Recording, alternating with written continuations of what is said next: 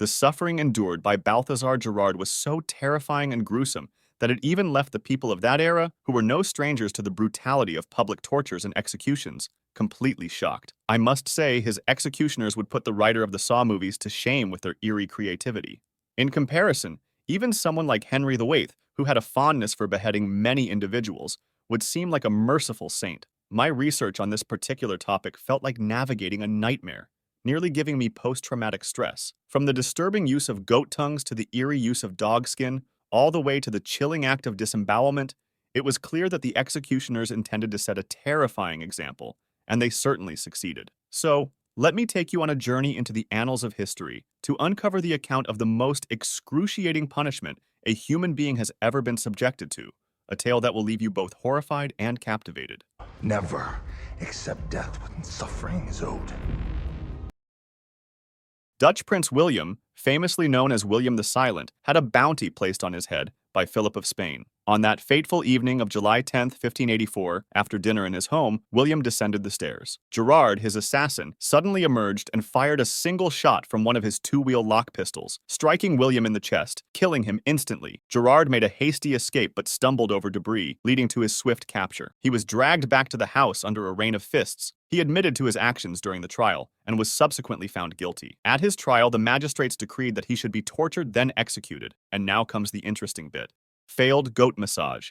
On the first night of his imprisonment, Gerard endured a horrific ordeal. He was suspended with his hands bound behind his back, hanging from a pole. He was repeatedly raised and dropped, causing his shoulders to dislocate. However, this was just the beginning. Following this gruesome warm-up, he was subjected to a savage bullwhip assault that left his back a painful canvas. To make matters even more disturbing, his wounds were callously adorned with honey, and a goat was brought in with the intention of having it lick his injured skin. Unfortunately, even the goat couldn't bear the gruesome sight of Gerard's battered flesh and chose not to provide any assistance. With Plan A foiled, the inventive torturers seamlessly transitioned to Plan B, subjecting Gerard to a torturous salt scrub session for his wounds.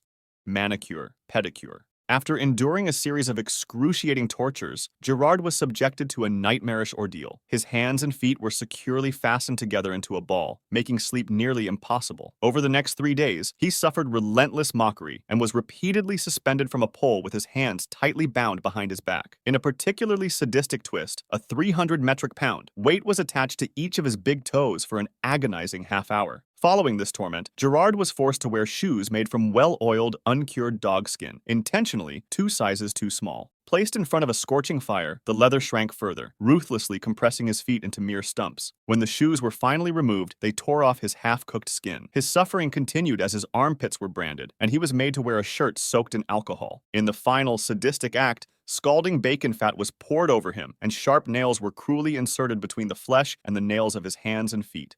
Rest in pieces.